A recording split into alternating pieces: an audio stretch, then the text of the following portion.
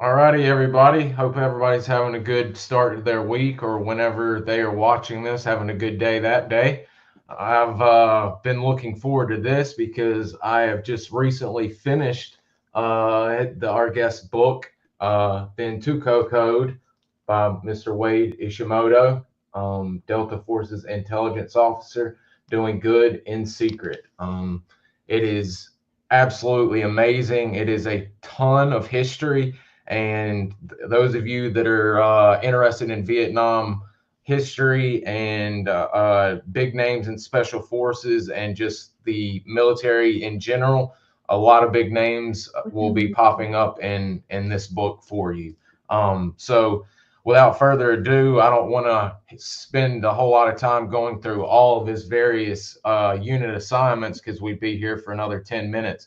I'm going to go ahead and hand it off to Mr. Wade, and he's going to tell us a little bit about his childhood and how he ended up finding his way to loving the military and joining the military. Hi, everybody. Hope you're having a great afternoon. My name's Wade Ishimoto. I grew up in the great state of Hawaii, born 3 months before the attack on Pearl Harbor. And it was an interesting time growing up.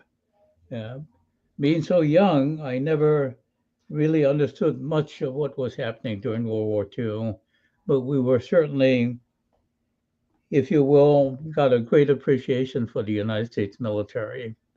And I can remember as a kid having to go into air raid shelters, and but basically that's all. Not much else that I can remember from World War II, except for rationing and so on and so forth. But regardless, we had neighbors and three uncles actually, that served in the United States Army, and that sort of made me, if you will, very favorable towards the United States military. And then we went into the Korean War, and at the start of the Korean War, we had moved to a great place in a small valley called Kuli'o Valley on the eastern side of the island of Oahu, close to what is now called Hawaii Kai and Hanama Bay, which is a great tourist spot. But up at the upper edge or upper part of Kuli'o Valley was a National Guard shooting range. And the National Guard battalion commander was a high school principal by the name of Francis Takimoto. He was a lieutenant colonel at that time and later became the first person of Nisei origin to get promoted to brigadier general in the United States Army. And he was a great friend of my dad, and he would pick me up and on the days that his battalion went up there for shooting and introduced me to how to fire initially a M1 carbine. And because I was a pretty hefty kid, they also showed me how to shoot a M1 Garand rifle. So that solidified what I thought about the military. One of my older neighbors also had been well decorated in the Korean War during the Battle of Daejeon, where Major General Bill Dean was captured and held POW for the duration of the Korean War. But Aki Fuchise, was well decorated, and he was a corporal at that time. And my my dog was a Dachshund half breed that I nicknamed Corporal in honor of Aki Fuchise. And growing up as a kid, we'd go out with my neighbors on supposed patrol, finding the enemy and taking my canine corporal to seek them out. And it was a lot of fun anyway. But anyway, I was well imbued in the Army. Um, After I graduated from high school, my intention was to go into the Air Force with a buddy of mine in high school. And my parents pled with me to go on to college. And I made the decision that I did not want to go to college in Hawaii because I knew I would flunk out because I was a beach boy. One of my best friends was an entertainer, and we would have a good time chasing the gals and playing music and having a lot of fun. So I knew that between the beach, surfing, and entertainment, that school was not for me. So I made the decision to go to Lewis and Clark College in Portland, Oregon. Um, my parents were not very wealthy. We were lower middle class, if you will. My dad was a Boy Scout executive, and my mother worked making handicrafts of different sorts. So we didn't have a lot of money. I thought I had a scholarship, which I did, and then I lost that scholarship due to an injury. And the conference ruling was you had to play two sports to qualify for an athletic scholarship. So I went to Lewis and Clark anyway, and in order to make up for the loss of scholarship, I was working a lot of hours. During my sophomore year, I was approached by one of my professors, a very proper Brit whose name I still clearly remember, Carlin Capper Johnson. And he confronted me and said, "Young man, you're stupid." And at that point, I was about ready to knock his block off. But I said to myself, he's trying to tell me something. So find out what he's trying to tell you. So I said to him, I don't understand what you're saying. And he said, well, it's your grade point. And I said, well, I've got a 2.4, 2.5, 2.6 around that area. He said, well, that's insufficient to get you into graduate school. And I looked at him quizzically and I asked him, graduate school? He said, yes, you have an affinity for international relations. And for you to do anything in international relations, whether it's with the State Department or a non-governmental organization, you're going to have an advanced degree. And you're not going to get into a good graduate school with a grade point of 2.5 or so. And I was in wonderment because none of my family had ever gone to graduate school. A few had graduated from college, but not many. Most of my older cousins. So we started talking, and the basic thing was I was working between 60 and 80 hours a week in a food service, trying to pay my way through school. And he said, I would recommend that you consider transferring to a lower cost school, which made a lot of sense to me. And he opened my eyes. So I set out to do that. And I went back to Hawaii for the semester, had a good paying summer job, and managed to save a lot of money. And I had applied and was accepted to what is today California State College, Los Angeles, in those days called Los Angeles State. But I did not do my homework very well. So I went up to California, and I was staying with buddies in Inglewood. And I found out, first off, that LA State was almost 25, 30 miles away. And that was going to be a trek every day to get to school. Then the second thing I found out is, unlike Lewis and Clark College, the food service, where I already had a job lined up, would not automatically pay my tuition as well as room and board. Not that I was getting room and board because I was going to stay with my buddies. So I started, and they demanded that I have payment up front rather than being able to use the promise on a job working for the food service. So I had left the bulk of my money in Hawaii with my dad. I contacted my dad, and in those days, there was not a way to instantly transfer money, if you will. So it took about a week for me to get the money. And in the intervening week, I said to myself, this is too long of a daily trek to get to LA State. Maybe what I ought to do is find a job, stay out for a semester or maybe 2 semesters, and stock up enough money so that I don't have to work at all.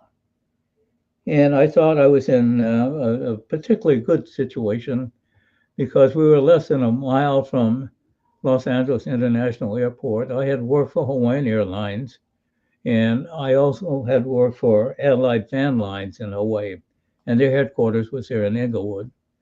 Long story short, I stood one day literally around a block and a half trying to get into the unemployment office.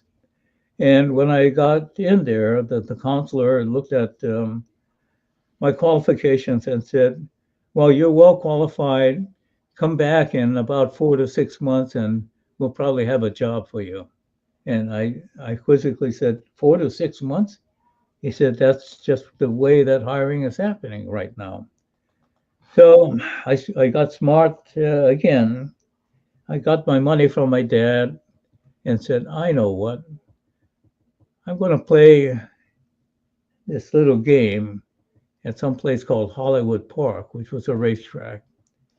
Bottom line, I didn't know what the hell I was doing, but I knew how to place bets. And by the fourth race of the day, I had lost all my damn summer savings. So I shrugged my shoulders. One of the things I had learned early on was how to be resilient.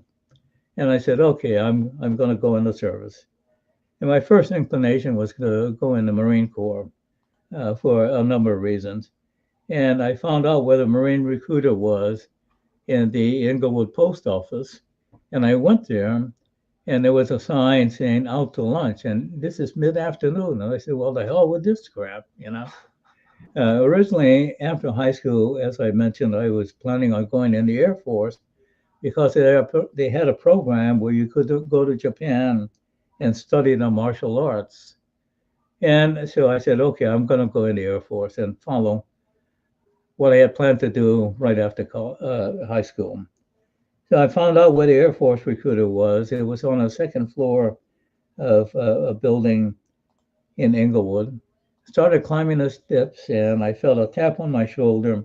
Turned around, and it was the Army Master Sergeant asking me, where are you going, son? I said, I'm going to see the Air Force recruiter. He said, well, he's busy, but come on into my office. And I shrugged my shoulders and said, yeah. So I went up, and sure enough, the Air Force recruiter was busy. And the Master Sergeant said, see, I told you, come on in. Well, he sold me a bill of goods. He outright lied to me. And on the day I enlisted, you go to the recruiting main station where you get a final interview. And there was an older captain, and I was well versed in ranks, excuse me, and some decorations. And I saw that he had the combat infantry badge and a Purple Heart. And he was an older captain, looked like he was in his later 30s, if you will.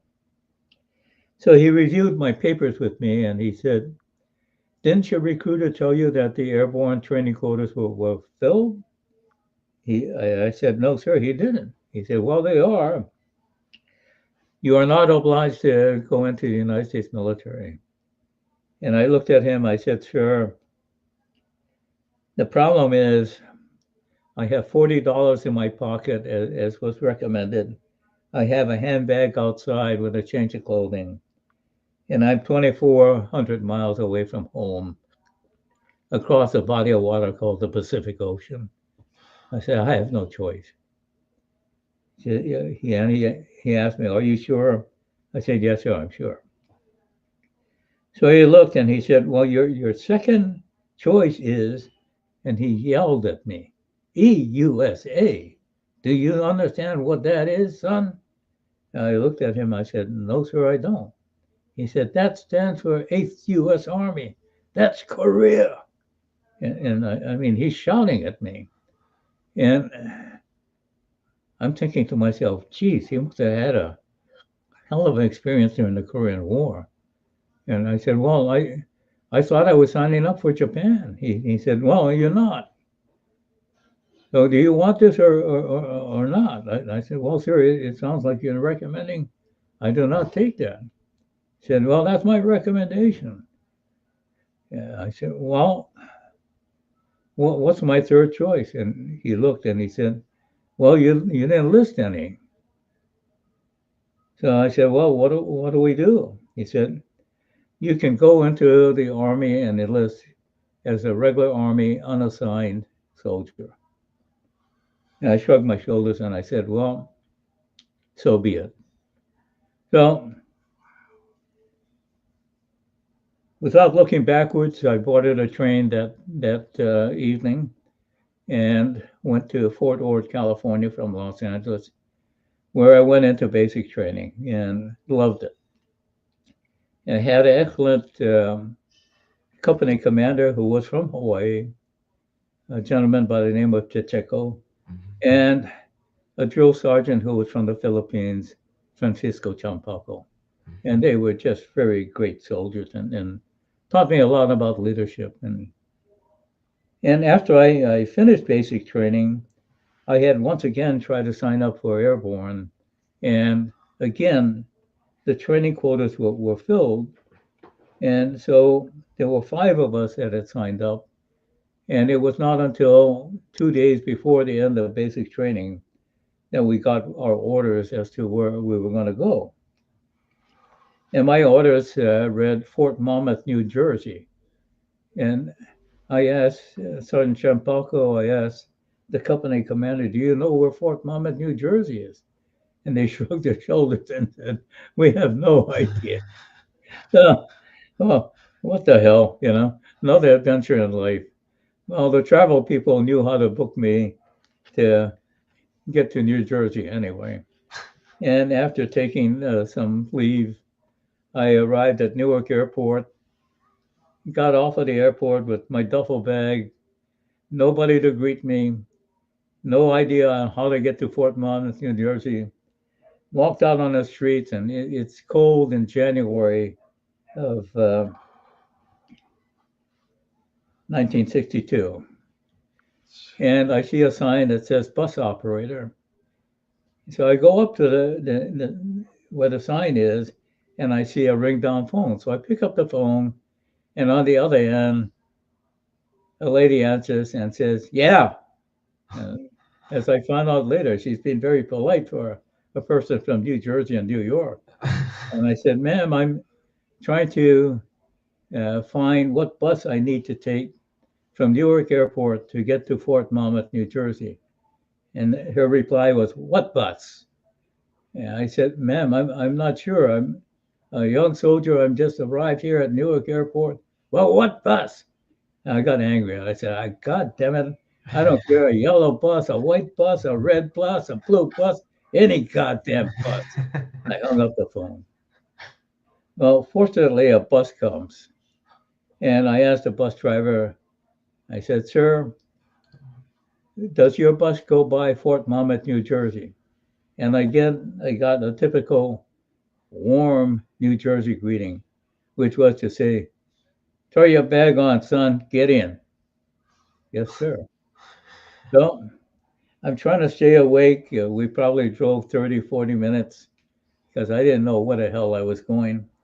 And we finally get to a place, and the bus driver says, get out, grab your bag, you're here. And that was my introduction to Fort Monmouth, New Jersey. I had no idea what the hell I was going to do there. As I went through the front gate, there was a military policeman that gave me screwed up directions.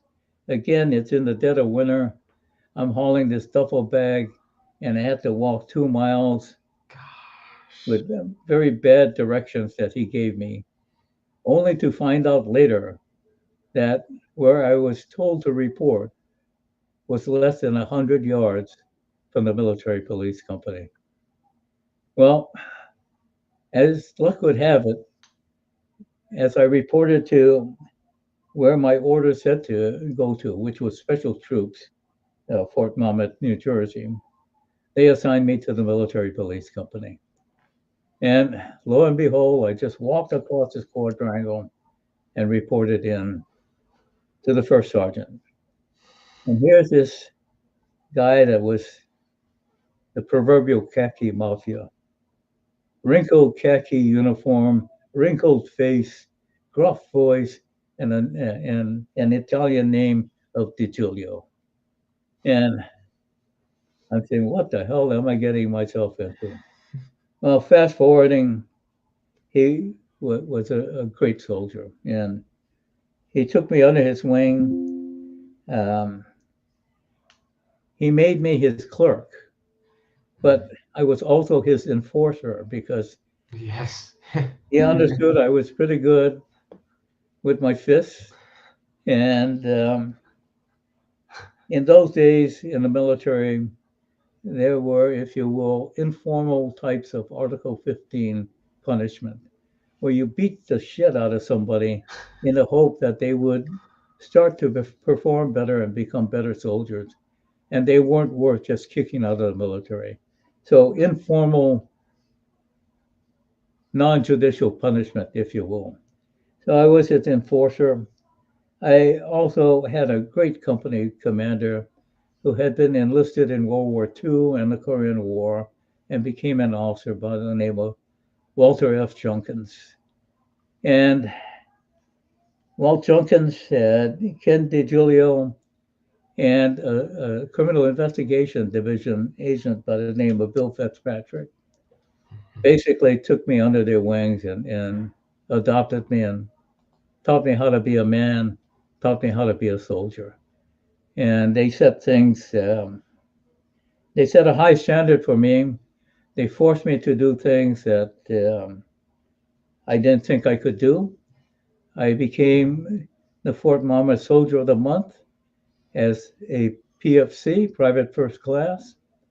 I also was selected as the Military Policeman of the Month, Military Policeman of the Quarter, and I went from being a loader on a 75 millimeter howitzer during our celebrations where we would fire 50 gun salutes to being in charge of the battery firing on the ceremonies. So they kept pushing me. Junkins wanted me to go to OCS. I kept refusing him. And then one day he comes up to me and he says, "You're going to go to Criminal Investigation Division School." I said, "Okay, sir." I had an idea what that was about, but not much else. Okay. So he came back to me a few days later and he said, "I'm sorry, but you don't qualify because of age. But what I've done is I have been able to get you accepted into being an intelligence agent and going to school at Fort Holabird, Maryland." And I had absolutely no idea what intelligence agents did at that point in time. But I trusted Walt Junkins and I said, "Okay, I'll do what you told me, sir." And it was in the midst of a time where nobody in the MP company was allowed to leave Fort Monmouth because we were housing a mafia figure by the name of Joe Valachi. That was the first mafia figure to testify before Congress. And we were protecting him in the stockade at Fort Monmouth. Wow. So everybody in the MP company was not allowed to leave, but except for myself. And I to this day, I'm very grateful to Walt Junkins and Bill Fitzpatrick and Ken DiGiulio for what they did to nurture me. At Fort Monmouth, I went through the Counter-Intelligence Agent course, where you also learn human intelligence skills. And my first assignment from there was to Korea. And as I found out, I should not have listened necessarily to the officer at the recruiting station because Korea was a great assignment for me. And I learned a lot. I had an excellent, initially, detachment commander. I was a counterintelligence agent supporting the 1st Cavalry Division, with my area of responsibility being north of the Imjin River, where we had 3 infantry battalions assigned. And basically, they were going to be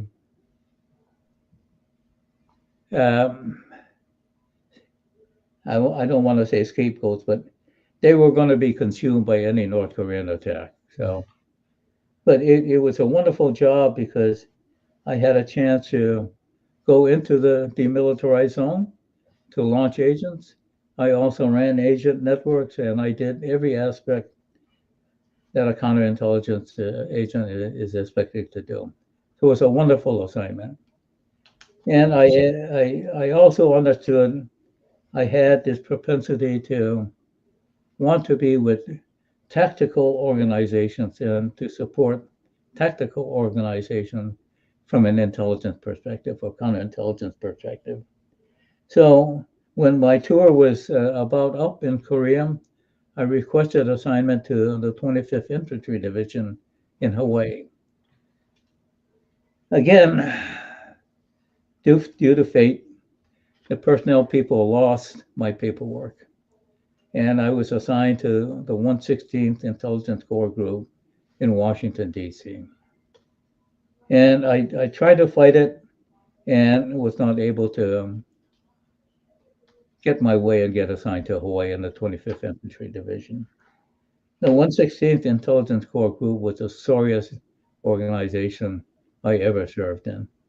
In 10 months in that unit, I never saw once the unit commander, a colonel, and never saw the sergeant major, the senior enlisted person, one time. And I can go on and on about what happened with me in that unit, but nonetheless, I lived up to every challenge they threw at me, excelled, and then by luck, one day, I was doing a case in the Pentagon, and I saw a sign that said Enlisted College Training Program. And Walt Junkins had made me apply for that when I was at Fort Monmouth, regardless of my declining going to OCS. So I said, what do I have to lose? Because I got to get out of this 116th Intelligence Corps Group one way or the other. So I walked into the office, and there was a proverbial little old lady in tennis shoes sitting there, very nice. I introduced myself, and she said, well, let me check. And she came back literally blowing dust off of a record jacket, sat down, reviewed it, and looked at me and said, when do you want to go to school? And I said, excuse me? When do you want to go to school? I said, I'm accepted. Yes, you are. You're very well qualified. I said, well, as soon as. So in a couple of months, I was off to the University of Hawaii, where I finished my bachelor's degree and requested assignment to Vietnam, and ended up in Vietnam on President's Day, ironically. Okay, in those days, I believe it was Lincoln's birthday. I led 6 soldiers out of Hawaii, all junior to me. I was a staff sergeant at that time, who had never been close to seeing anything in combat before. Well, I had in Korea. And so we got into Tan Son Nhut Airport, and there was nobody to greet us because it was Lincoln's birthday. And the young men were a bit afraid. And I said, look, stand here. And I had them stand under a massive hole in the terminal of Tan Son Nhut. And they said, why here, Sarge? I said, because you see that hole up there? That's probably where a rocket has come through. And the likelihood of another rocket coming through that hole is about 40 million to 1. So you'll be safe if you stay here. And I'll go find somebody to take us to the replacement depot. That's great. After hunting around for a good 20 minutes or so, I finally found somebody and arranged transportation to Long Binh, where the U.S. Army Vietnam replacement depot was. When I got there, I had asked for assignment to the 5th Special Forces or the 25th Infantry Division. And instead, I got assigned to the U.S. Army Vietnam G2 section, which was a rear echelon unit headquartered right there at Long Binh. And I absolutely was in disgust. And luck was with me again, because the following day, I went to report to where I had been assigned.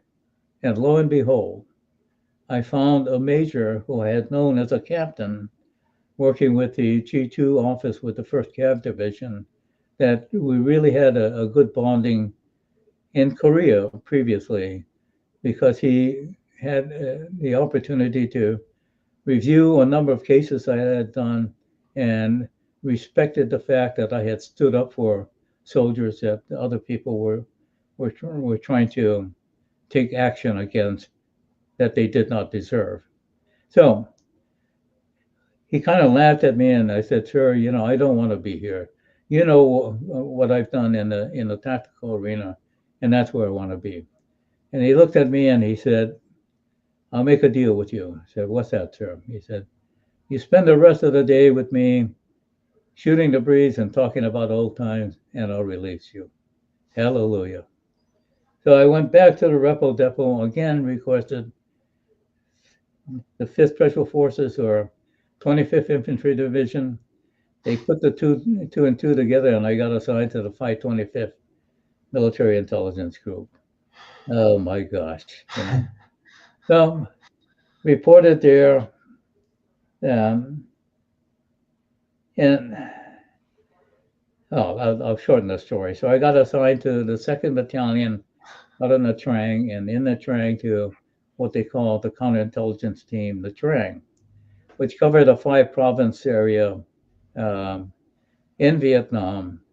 And the picture you're seeing now is from Fort Monmouth, and that was our softball team where we won the post championship, and I was the pitcher on it. So anyway, so here I am in Vietnam now, and That's great.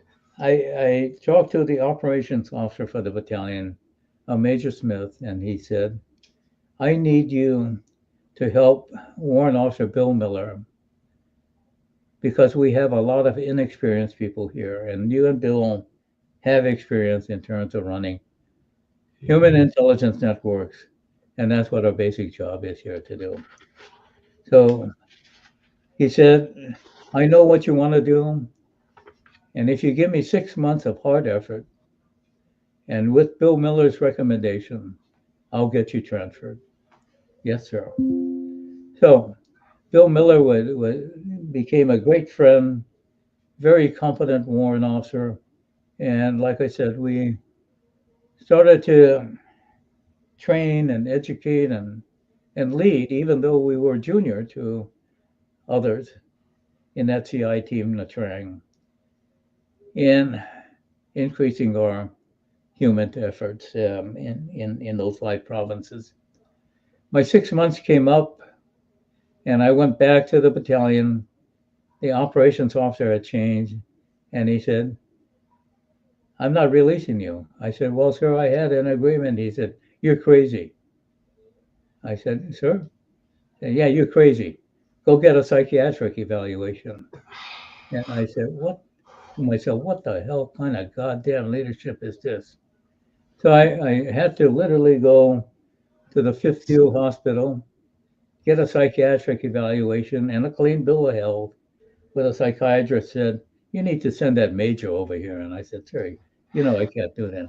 I'm just a staff sergeant." Sergeant. He said, "Well, you got a clean bill of health." I went back, and that son of a bitch still refused to release me. So I put in an inspector general complaint. I traveled back down to the group headquarters in Saigon, where I was met by the deputy commander. who said, I do not want to release you. And I explained the circumstances, the agreement I had, a word of honor, honor with a soldier, and he still shook his head. And then he finally asked me a question which was very propitious. And he said, who is it in the 5th Special Forces Group that you're supposed to be working for? And I said, it's Warrant Officer Clarence Kawahigashi. And Colonel Mankin, who was the deputy commander, got very silent. And his eyes dropped, and I could see almost a tear forming. And he looked at me and he said, Warrant Officer Kawahigashi taught me everything I knew as a young lieutenant in the Korean War. It's only because of him that I'm going to release you. Hallelujah. So, boom. Off to the 5th Special Forces Group I went. And in the background, you see that plaque there. It reads August 1968, which is the day I reported into the 5th Special Forces Group, and was assigned to something called B57 or Project Gamma. And what we did was we were running human intelligence operations cross-border into Cambodia by recruiting agents. We weren't going in ourselves, but recruiting agents to go in and collect intelligence. And I just had a hell of a good time, fruitful time, assigned to almost for a year at Detachment A341, Boot Up, Vietnam, and where I was a case officer. And then our sergeant major in B57 said, you got to come back and I'm going to make you our operations, B team operations sergeant. And I tried to protest because of the fact that Budap was about ready to come under a major attack by the 9th NVA Division. And I did not want to leave my buddies behind there. I wanted to be there myself. And Dick Warren, who was a tough as nails sergeant major and a person I greatly respected, said, you're coming back to headquarters. I need you more back here. We're broken. And I said, Dick, you know, I have been promoted. So I said, I'm just a junior E7. He said, I don't give a damn. Get your ass back here. Yes, Sergeant Major. So I went back to Nha Trang, where our headquarters was. And shortly thereafter, became involved in what became known as the Green Beret incident, which is where ostensibly a double agent was in our ranks of our B57 recruits or agents. And long story short, the guy that made the accusation, who was all wet, I got to tell you, suckered our commander into believing him. And what that led to was bringing the individual into Saigon, basically interrogating him very hard for almost 3 days, submitting him to a polygraph, which there was no way in hell he was going to pass because of the pressure and coercion that he was under. Then bringing him back drugged to Nha Trang, putting him in a hot Connex or in a Connex container in the heat of July 1969, and then subjecting him to more interrogation and another polygraph test, which again, with that coercion and the physical strain that he was under, there was no way in hell that he was going to pass. And then they decided that they were going to assassinate him, and did so. And the guy that initially had made the accusation of Trin being a double agent, whose name was Alvin L. Smith Jr., a real psychopath, if you will. At any rate, he became convinced that we were going to do away with him. And so he turned himself in making those accusations and all hell broke loose. In the end, Colonel Bob Rowe, who was destined to make general officer, the commander of the 5th Special Forces Group, and 7 others were placed into confinement and court-martial charges levied against them. Okay. I was not one of them. What the CID agents were trying to do was get me to turn prosecution witness, which they were not very competent, I got to tell you that. But that's another story of and by itself. My time in Vietnam ended with the death of my cousin, who was like a brother with me, that was killed with the 101st Airborne Division in February or March of 1970. And Dick Warren knew if I came back after the funeral, I'd go off the deep end. So he made sure that I had emergency permanent change of station orders assigning me to Okinawa. The one thing he could not do was get me directly assigned to the 1st Special Forces Group. So I still had a military intelligence occupational specialty as a intelligence agent. And so my orders read to an intelligence organization on Okinawa. And I got to Okinawa after my cousin's funeral, and already the Sergeant Major Mafia had been in effect. I reported into the Sergeant Major at the intelligence organization, and he said, I know what you want to do, everything's set up, sign in, sign out, and go to 1st Special Forces Group. Wow. God bless. Okay. So I stayed there from 1970 to 1973. In 1973, I unfortunately severely broke my leg, my left tibia and fibula, on a parachute jump. And also, my sergeant major came to me one day and said, you got to go back to the States. And I asked him, I said, why? He said, well, you got 4 years straight overseas. And I said, well, that doesn't apply to me. He looked at me quizzically and he said, what? I said, no, Sergeant Major, that doesn't apply to me. So I came back in the morning in a full leg cast and still on crutches. And he says, Ish, come here. And the Sergeant Major was Bull McGuire, who was a noted, hard as wood pesca lip Sergeant Major in Special Forces. And he said, you lied to me. I said, I would never lie to you, Sergeant Major. Lady Bull McGuire, I would never lie to you.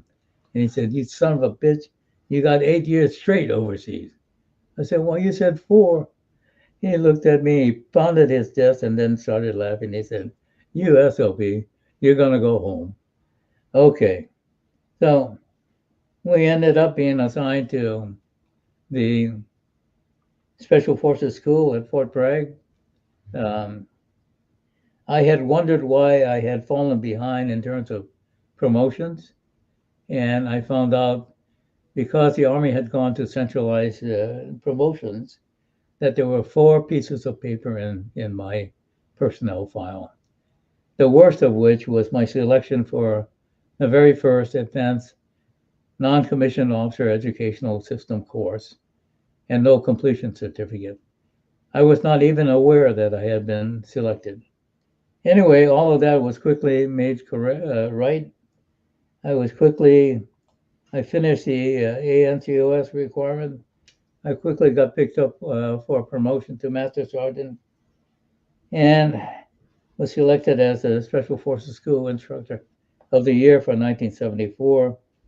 And then it dawned on what my future was going to be.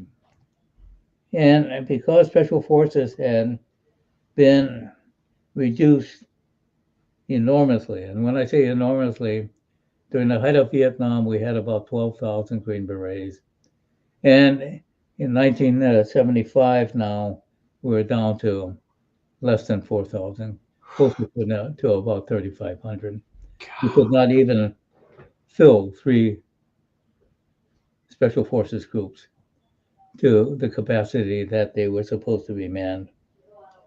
And so the people in the Military Personnel Center told me they tried mightily to find me a Special Forces assignment and could not.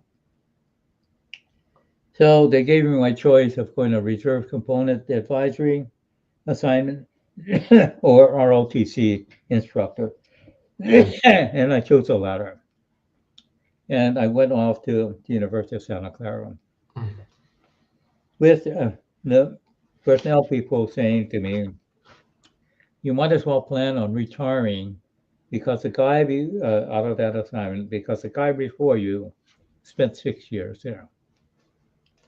Okay, so off I went. It was a great assignment. Great cadets to work with.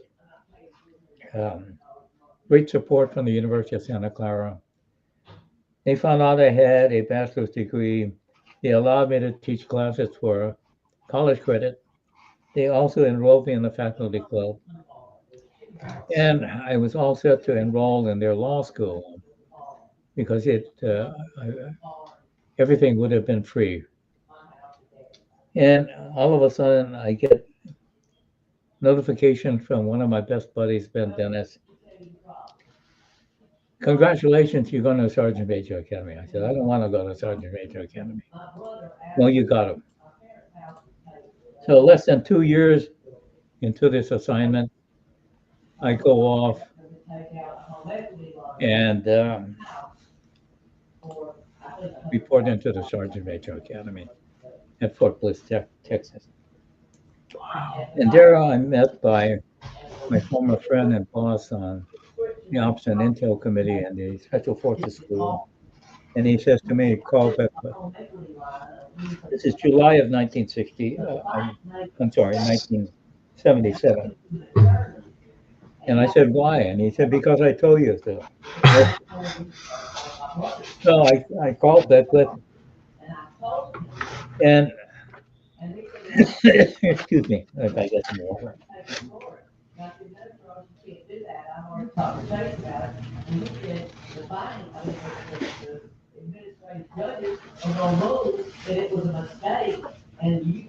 He says to me, are you ready, boy? I said, sir, I don't know what you're talking about. I asked you if you're ready. I said, sir, I have no idea.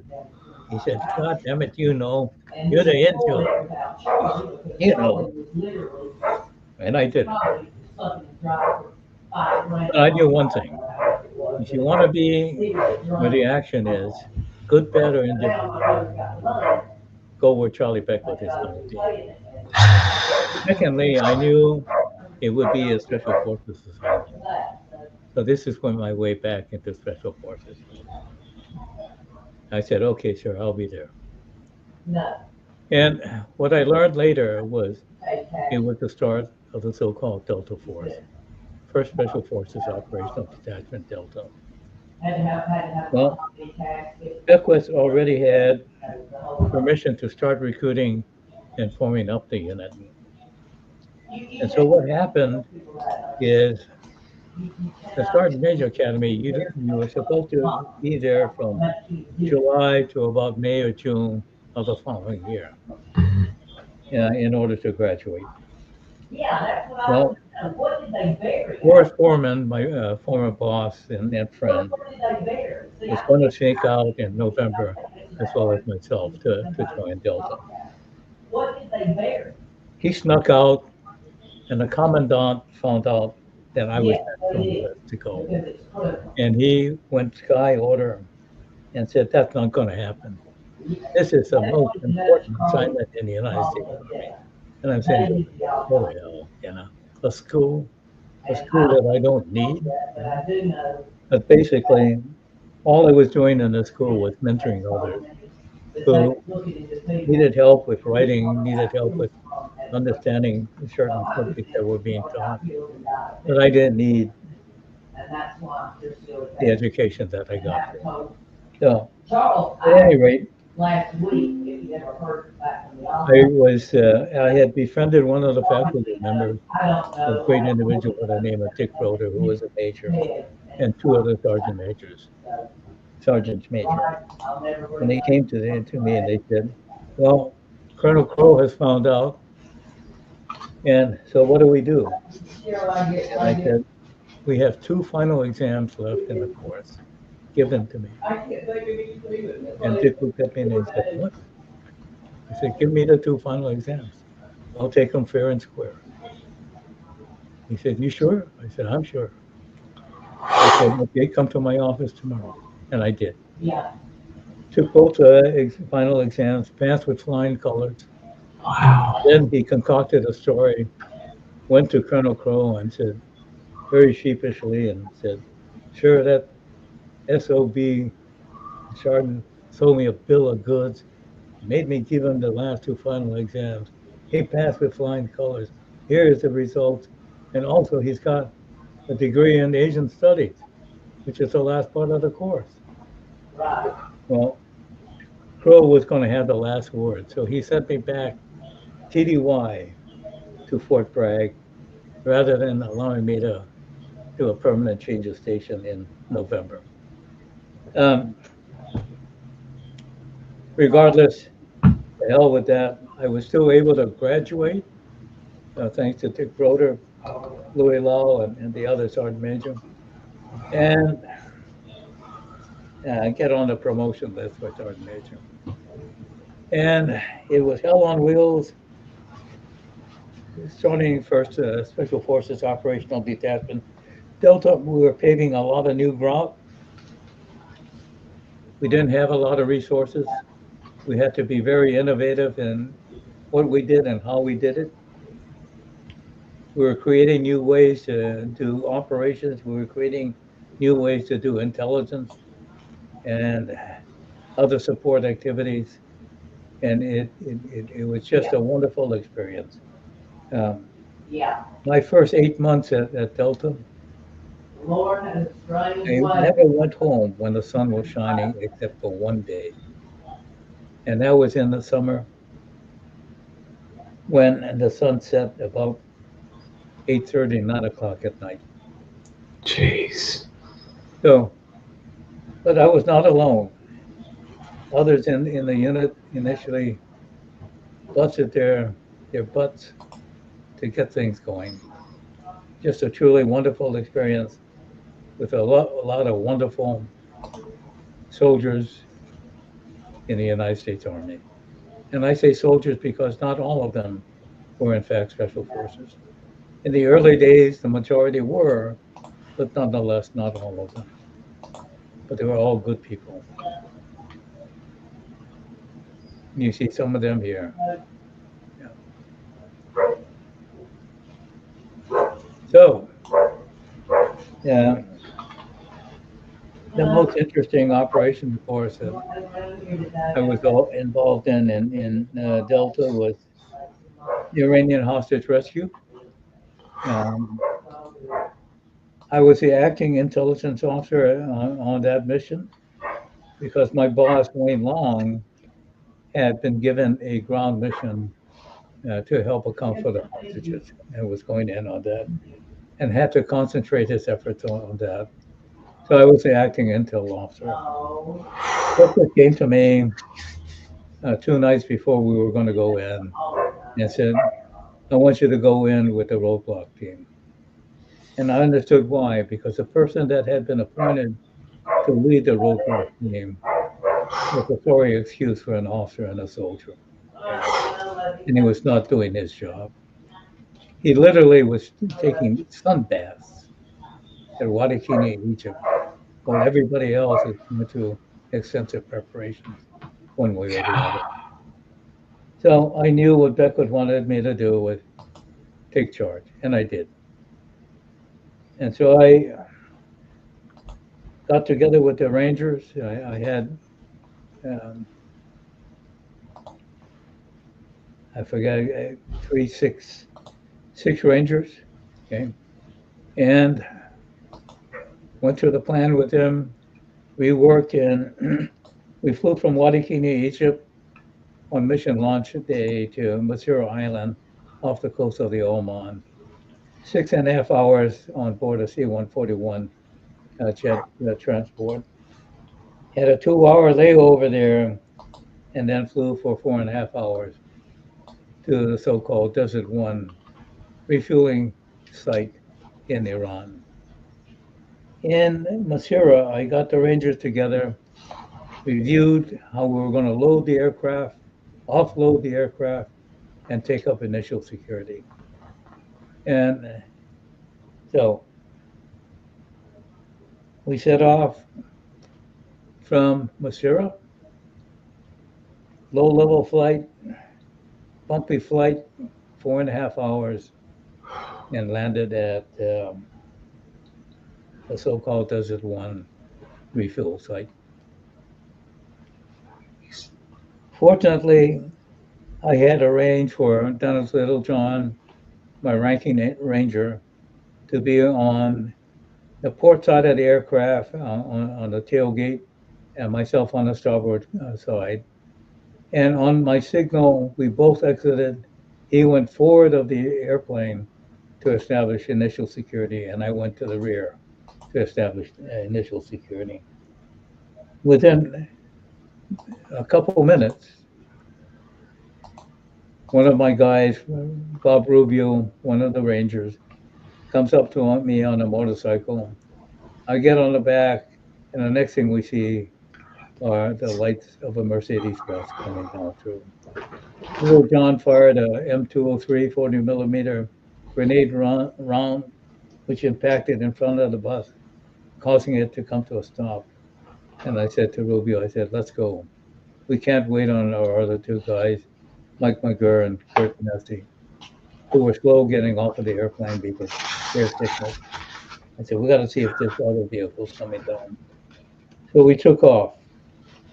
And Rubio at a point looks back at me and says, sir, I said, I see them. Well, we saw with lights coming at us, headlights.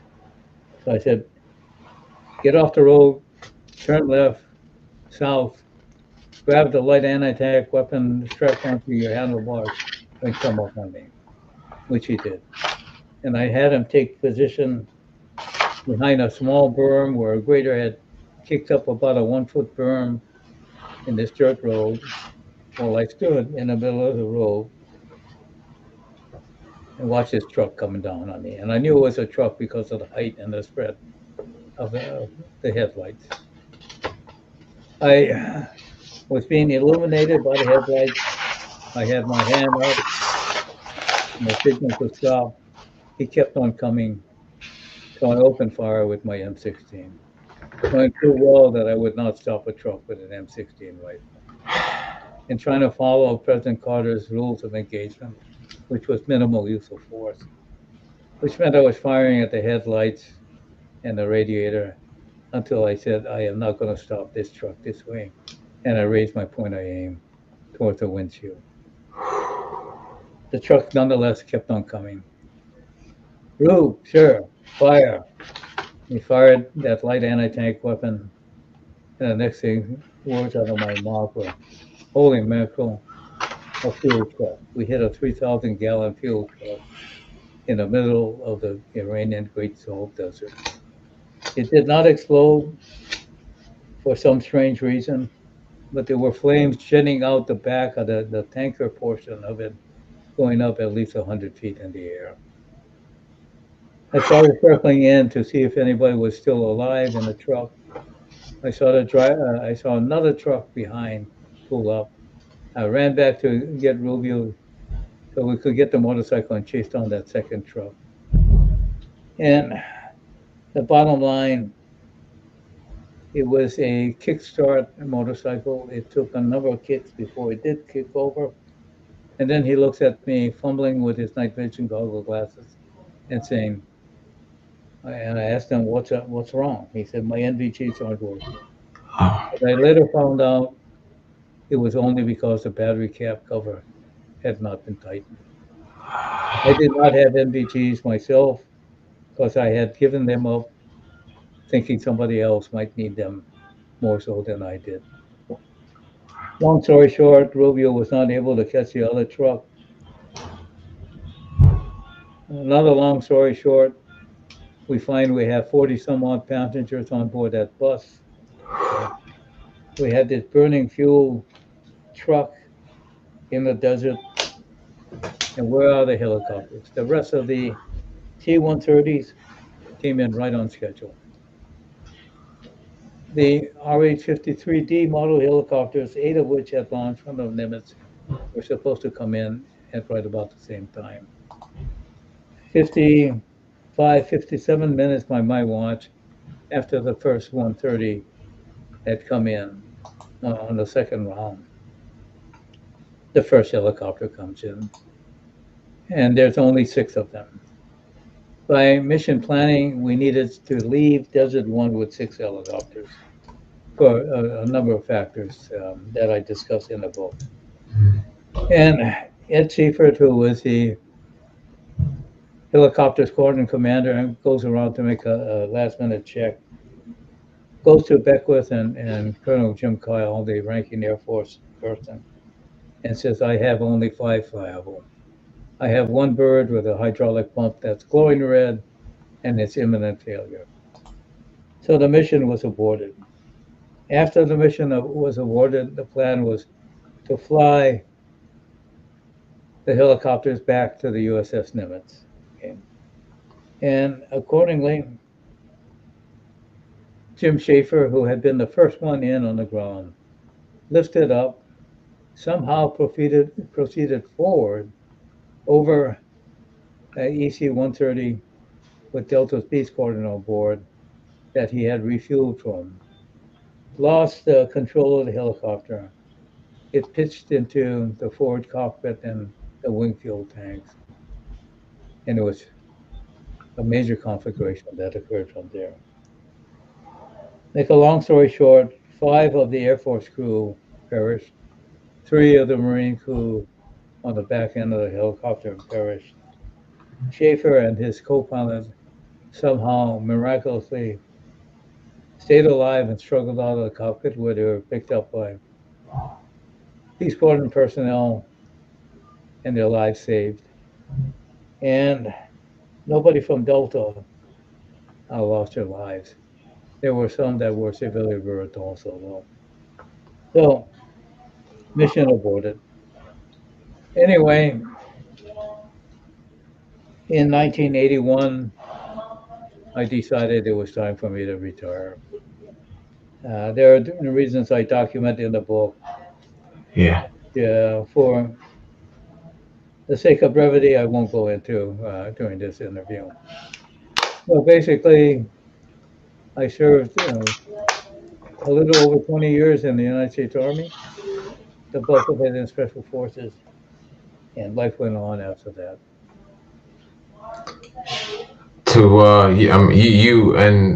You cover 2 of your most important, or I've looked at them as fairly important.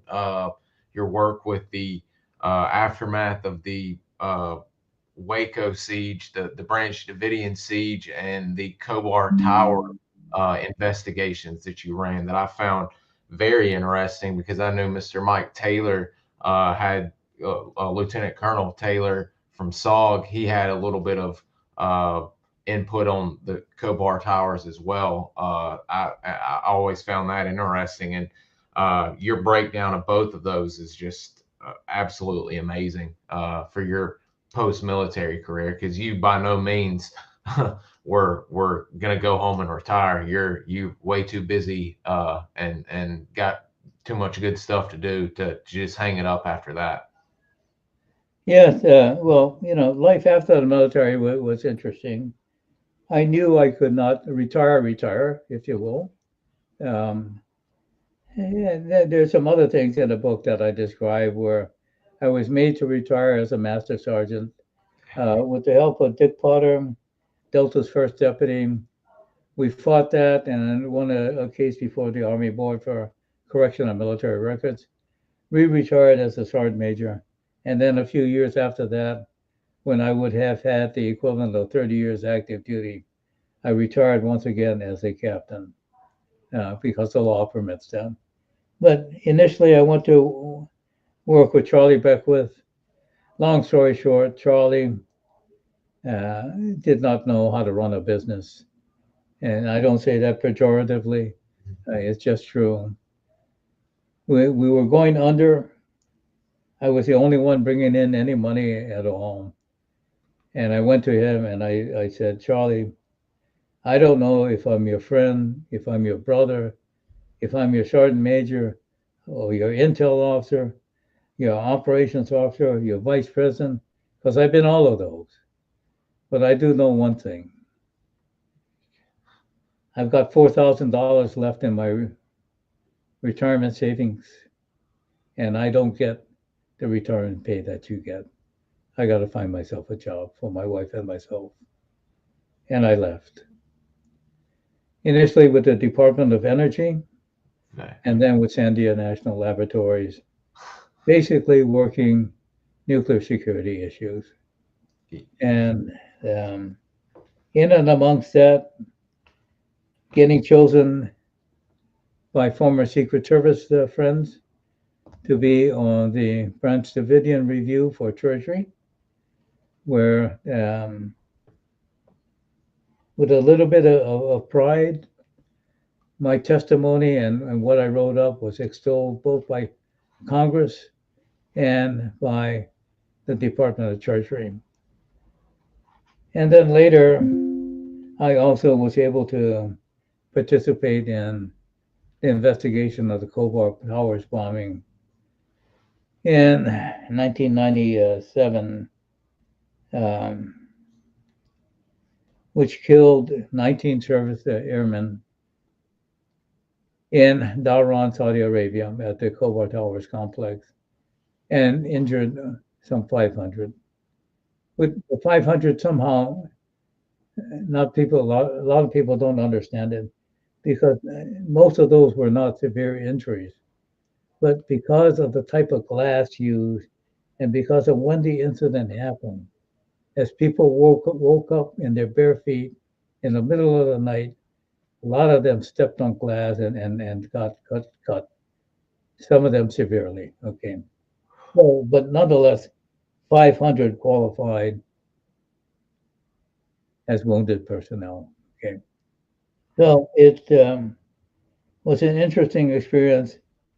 It led to major transformation in how anti-terrorism was being conducted in the Department of Defense.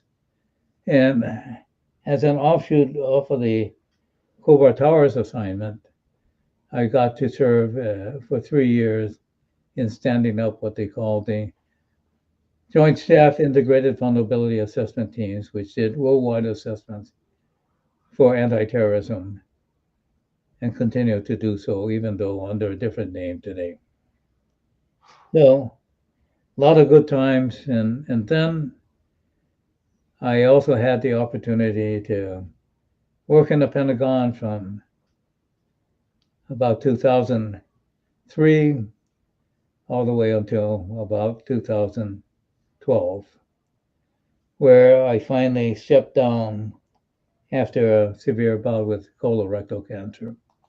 But nonetheless, I still stay involved with the community. It does my heart good to be able to help others in terms of learning opportunities, mentoring them, and to helping them succeed better in their role as soldiers, sailors, Marines, airmen, and Coast Guardsmen today. It's your book is not, for people that are looking for just a Delta book or Delta Force, CAG, whatever you would like to call the group this day. It's not just that. I mean, a good portion of it is, and it's absolutely amazing. But just aside from just the Delta part of things, it's amazing how much you guys in the initial group of Delta, those first few OTC classes that came in, setting up, Mr. Mark Gentry, who we had on and spoke to, helping with the Secret Service CAT teams, you guys setting up the Department of Energy, or helping set up the quick reaction forces if anybody breaks into a nuclear site. I had no idea Delta was doing this many things, helping out. Also setting up, helping the guys set up the HRT, having some guys from FBI come in bed with you guys. I mean, y'all's fingerprint is still very much all over the place today. I mean, it's amazing what all you guys were doing back then at such an early stage of things. You were writing the book. Yeah, absolutely correct. And we did it in a very humble fashion. None of us were seeking awards, rewards, or anything else like that. We did it because we knew the nation needed to have it done, and that included standing up the FBI's hostage rescue team.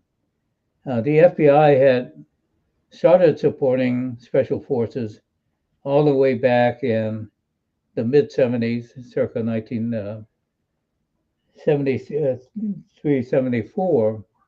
But candidly, their SWAT operations were not all that well refined. And yet there were people in the FBI that understood there was a need for a hostage rescue team, a more consolidated and dedicated force, if you will, rather than using their field office regional concept call out.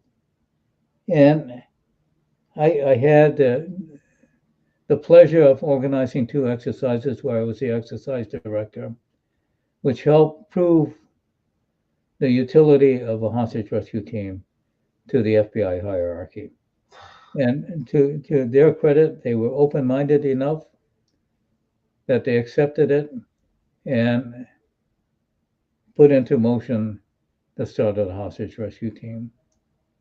And the first thing they did was they sent 5 guys to spend a couple months with Delta.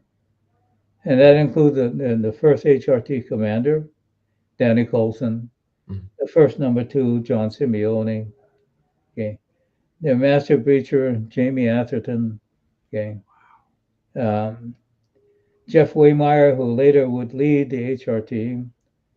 And during one of those exercises I referred to was the lead SWAT agent for the Washington Metropolitan Field Office. And the last guy was a guy named Tom Nicoletti, who was a good friend. He never became part of the HRT and is a loose cannon, but a hell of a good guy. I will say there are reading about it that you and not just Delta, but Delta was full of some characters. But it seemed like all throughout your career and life, you came across and kept a solid group of friends. You are a very loyal person, and your friends are very loyal to you. And it's quite amazing seeing the help you get from them, but also the help you give to them throughout your career. It's really amazing because you started off them combining your orders, either 5th or 25th division, and you kind of a little bummed about that. But I found that to be interesting because I've never and I'm probably gonna now start buying some MP books from people who served in Vietnam, because you guys were all over some stuff that you wouldn't think scams guys would be doing. I mean, and I hate to even say this to denigrate SOG, but you even catch a SOG guy smuggling heroin. I mean, you guys were all over the place. Yeah, well, it's interesting. Well, by the way, did Mark Gentry tell you the story of where he shot himself? He did. He did. He's a character. I was just in utter disbelief. Yeah. Did was was Mark. I know. I mean, you've got Mr. You know, Mr. Bucky Burris, who was with the Mike Forts in Vietnam. You've got Mr. Walt Shumate, CCC veteran, as well as some A team experiences. Mr. Country Grimes, uh, Mark Gentry, Mel Wick. That there's just a slew of SOG men and Vietnam veterans, all of you guys together. What was that like having all of you guys together? And was there a pecking order from the top with Mr. Bucky and Mr. Charlie, and everybody was feeling each other out, or did y'all mesh fairly quickly? We meshed fairly quickly because of the fact that, well, one of the sought for psychological factors was the ability to be able to work as a group, but to also work as an individual, and to be able to turn on, turn off, and be humble. Okay. And there were others that you didn't mention. Don Simmons, who came out of First Special Forces Group.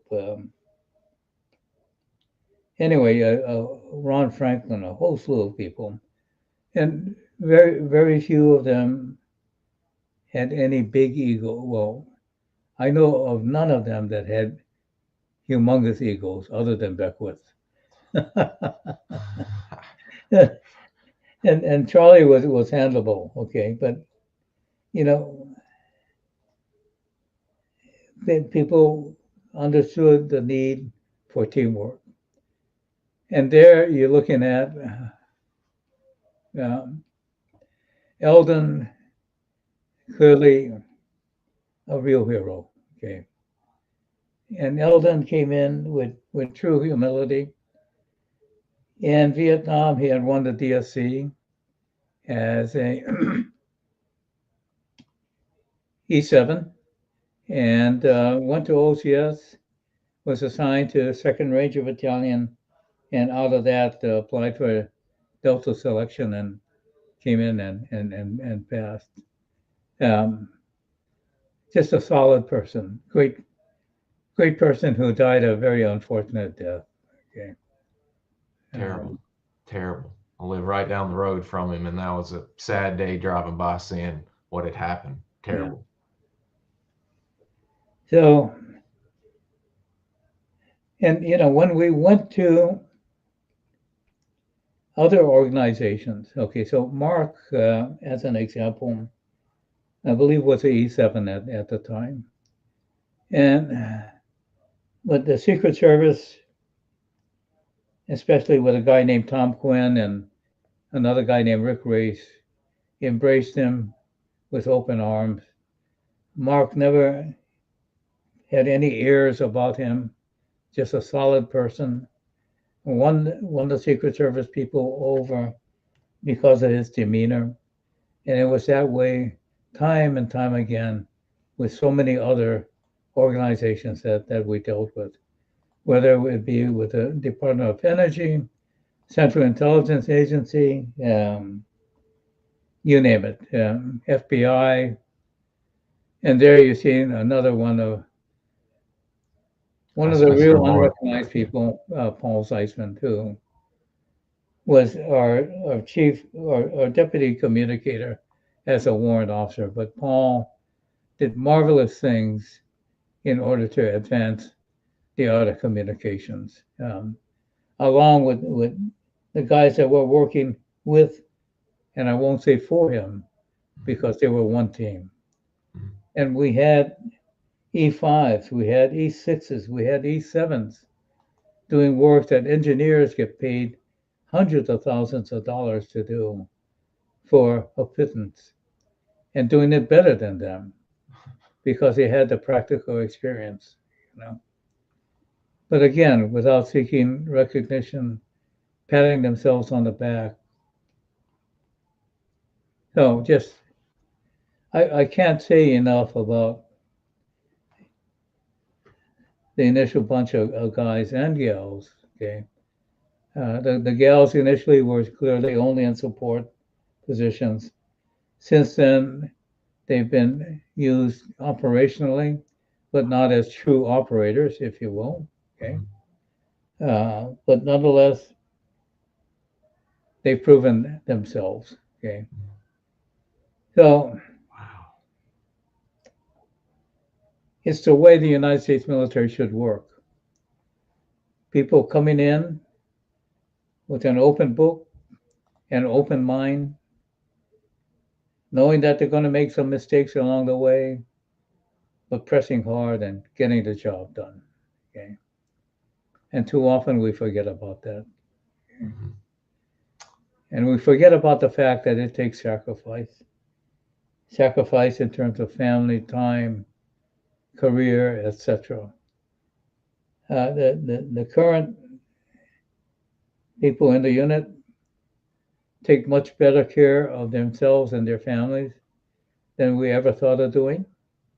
But the fact of the matter is, we did not have the resources to take care of our people the way they have the resources today to take care of them.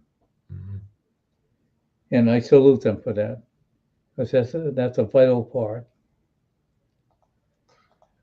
It's amazing. I mean, because, and I'll get to the viewer questions here because we're getting close to our hour and a half here. But it's amazing seeing, and some of them deal with your Vietnam, so we don't focus all on Delta. But it was amazing seeing how literally ground floor up, you guys are having to take over and start learning how to get y'all's own standalone source of intel from everyone that y'all can, CIA, DIA, NSA, ISA, whoever it may be, and doing that on y'all's own is amazing. I mean, the armors, getting y'all's weapons, making sure y'all have plenty of ammunition for practice.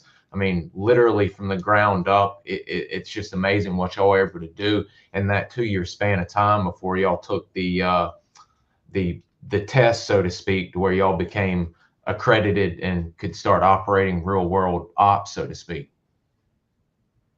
Correct. Not that we weren't operating on smaller kinds of efforts before that. Okay. Mm-hmm. So, for example, we started assisting the State Department with embassy security. And one of our first guys that actually saw a shooting action was Billy Zumwalt, who was in, I believe it was Lebanon, and I may be mistaken, but it was in the Middle East, and he helped thwart an ambush of the U.S. ambassador. And so we were being involved before that. And, all of our guys weren't necessarily Vietnam vets, but they all brought a quality, like Glenn Nickel. And I'm not sure if I can see Glenn's picture there, but No, sir. But anyway, Tom, Mel, George. I can tell long stories about Glenn and how he very impressed me in terms of when we were going into Iran.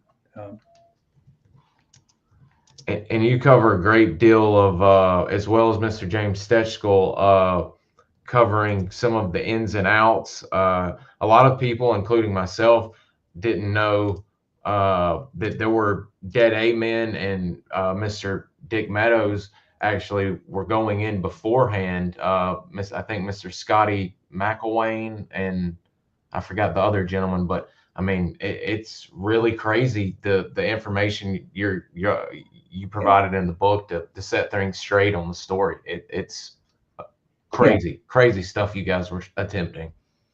It was Scotty McEwen and Clem Lemke. Clem, that's it. And but between Clem, Dick Meadows was a very close friend. But the two guys that really did more were Clem Lemke and Fred Arucci. Oh, And yes, Fred sir. was in the Air Force at that time as a E5, so a young sergeant, if you will. But he was the one that had the native eyes, the native ears.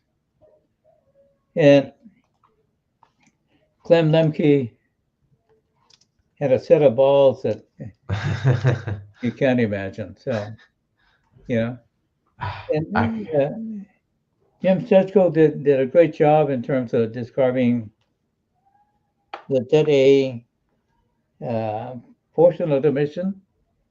Uh, not of course it was not going to be the greater part of the mission, but nonetheless, it was a clearly very important part of the mission to conduct also by going after the three in the Ministry of Foreign Affairs. mm-hmm, mm-hmm. Uh, it's just a what if of if everything would have gone according to plan. I mean, you guys, I still think you guys could have pulled it off if, of course, if everything would have according to plan. And you go into detail about stuff as well, a little bit of after action on that, on what you think what was some of the issues. And I agree with you. Not that I've ever been in combat, but you put out a really good argument on, and we end up seeing some of the things you say. Task Force 160th, the Night Stalkers being formed, a unit devoted strictly to Delta and the special operation units. But yeah, we've got a few questions here before I let you go. Before I talk and take up all the time. Some of the viewers have some questions, and Lucky was curious. Did you ever come across any Thai troops in South Vietnam? Not in South Vietnam, no. Out of the First Special Forces Group, we work with the Thais and the Special Forces 46th Company many times, but not in South Vietnam. Yeah, they had their own special camps, Lucky, over there in Thailand, as you said, with the 46th Company, and a lot of interesting stories from those guys as well. There, a lot of SOG men would go in and out of there. Um, Lucky also was curious, did you have any Vietnam Tiger stories? Yeah. When I was at Budap, when I arrived there was a Second Field Force magazine, and the cover of it had the title Phuc Long, the Siberia of Vietnam. And I had not had the opportunity to do much homework on Budap or Phuc Long province. So I quickly picked up that magazine and I started reading about all the wildlife that was unique to Phuc Long province. Um, there were wild elephants, which we saw on patrol. There were big lizards, which we also came across. There was if you will, almost like a white-tailed deer or antelope that we came across. There were snakes that we came across. But I did see tiger sharks, but never came across tiger per se. And don't know what the hell I would have done had we done so. Okay. Um, and the other one I did not see was there was apparently a unique type of miniature rhinoceros Oh, in Phuc Long province, and I never did see that one, but I read about it in this article. wow. I'll have to start looking into that. That's a new one for me, a little mini rhino-like animal. I mean, it is like Jurassic Park over there from what I've heard talking to you guys. Yeah, and as I look at it now, where Boot Up Camp is, it's totally unrecognizable. Um, it has become, Boot Up, the rubber plantation there was huge, but I'm not sure if that rubber plantation is still operative. But the amount of agriculture around the surrounding area is just immense. When when you look at Google Map and find out what has happened to that area since then. Yeah, it's looking over some of the people have been going back to visit A camps and everything, and one of the FOBs now, I guess CCN is they've got a hotel and like up on the Kubota where they would do drills and everything. It's now a 5-star restaurant and just all kinds of stuff where they've transformed the country. Yeah. Good on them though. I mean, that's their prerogative. Oh, that's a great question. With not all were in Vietnam, but with all your years overseas, where do you think you did your most effective work? It's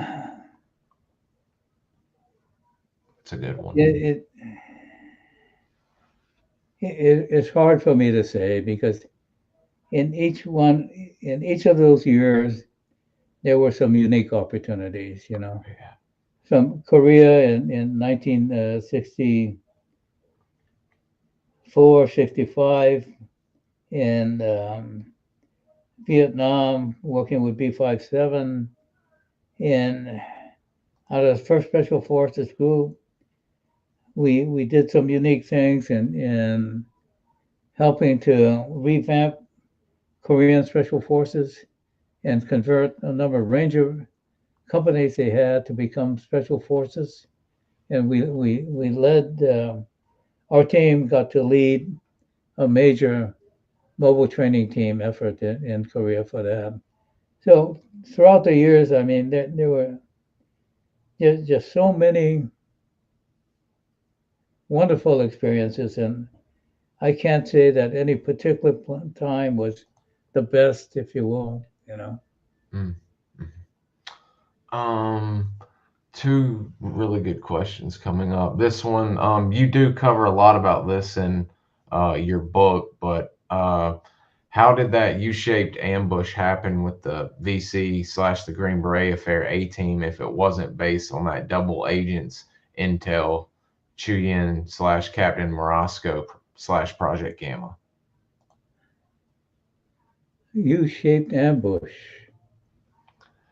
I believe he's talking about the one where he went out with Terry McIntosh and they ended up shooting and he fiddled with the radio or didn't shoot at the VC. I'm not quite sure. Zero, if you could elaborate more, maybe we can answer that. But this one is curious. I like to ask all vets most of the time about this. But you with being Delta and y'all having a mission probable coming up that Bo Greit's ruined. What intelligence was there about American POWs still being held in Vietnam? Okay, let me go back to the other question first. Oh, yeah. Okay. The thing with Twin was Marasco was at Tantri A camp. He oversaw Smith, but Smith was at the B team at Mokwa. And Mokwa was where Trin was supposed to be operating and was operating. So I'm not sure what this U-shaped ambush thing is all about. Okay. I don't remember that as well. So anyway, in terms of American POWs, that was high on our list of things to be concerned about. Okay. The problem and the way it broke down was clearly we knew that were a bunch of in North Vietnam. We knew about the Hanoi Hilton, etc., so forth. No thanks to idiots like Jane Fonda. Okay. But regardless, we knew and had some intelligence on our POWs in North Vietnam. But it was not based on good human efforts because one of our failures was to get good human collection in North Vietnam. Okay. And MACV-SOG and everybody else had very, very, very, very limited success. And you might say almost no success. Okay. In Laos, we were concerned that there might be American POWs kept there. But for the most part, our intelligence said, no, they're either in North Vietnam or Cambodia. Okay. So because P-57's mission was focused on Cambodia, that was one of our clear priorities. But we could never come up with precise information as to where POWs were actually being held in Cambodia. We had generalized information, but not specific enough for anybody to go in and try to attempt a recovery. Yeah, it's looking through all the things, it just seems like the was it B-52 or something supposedly stamped out in grass, and it seemed like, and then you add Bogarts into the mix, and it quickly goes south. I didn't realize he was as sketchy as he was on that little operation he was trying to do. Sketchy has been too kind. Yeah, yes, I suppose so. Yeah, You make it clear though. He was an outright liar. Yeah, yeah. The interesting thing is, during his supposed first mission, he was supported by the intel support activity. And Delta and Paul Zeisman, whose picture you showed previously, had to literally loan a PRC-74 radio to them. The radio operator that Wright recruited wrote us a short book, which everybody impugned, because in his book, he said we never went into Laos and talked about all the lies that Wright had told. Okay. Well, what I did was I brought in a very good friend who had served 4 tours in Laos, Special Forces and intelligence officer by the name of Jack McGinnis. And I asked Jack to, quote, talk, unquote, to Greitz. And Jack came back to me and he said, he's a lying piece of crap. He said, the raging river he supposedly crosses into Laos and the crossing point, I've been there so many times, to include during the worst recorded monsoon season in Laotian history. And that water there at that crossing point was never higher than my knees. He said he is lying. Now, why somebody retired Special Forces would choose to lie? You know, there are other stories after that supposed first mission where he was never used by the military again, but the FBI used him, and he was also trying to con Hollywood actors, which the rumor I heard was that he conned Bill Shatner and so Clint Eastwood? Clint Eastwood out of millions of dollars.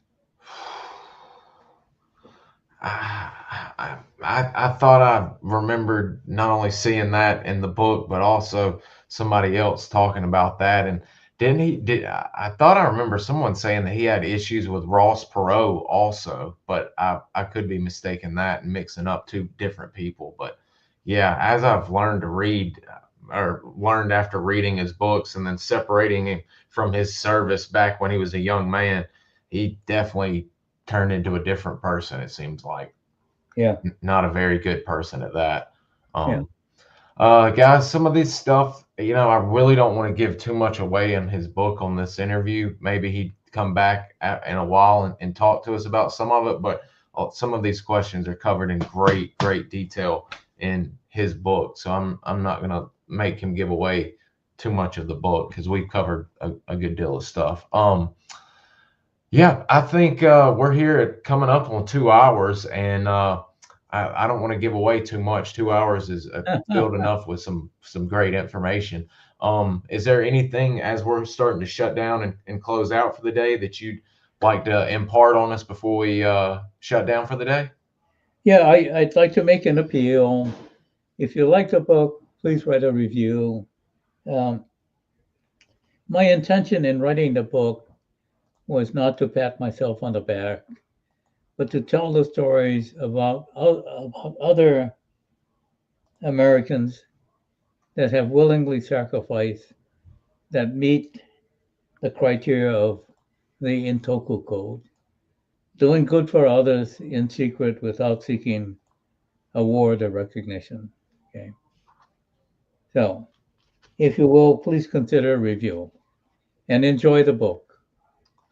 I think everybody in here will enjoy it. I've enjoyed it thoroughly, and I will be. I think I may have already left a review, but I'll double check and make sure I do, because everyone that is interested not only in Delta Force but intelligence in Vietnam has got to get this book. So I'll do a little promoting for you, and I'll link the Amazon link to your book in the show notes, to where when people watch it, they can just jump down there and order it right off the bat. So, all righty, guys. I think we're going to shut it down for the day. I thank y'all all for joining us. And of course, Mr. Wade, thank you, sir, for joining us and spending 2 hours with us today. Okay, I thank all of you. Have a great day. God bless all of you. Yes, sir. God bless, and we'll see y'all later.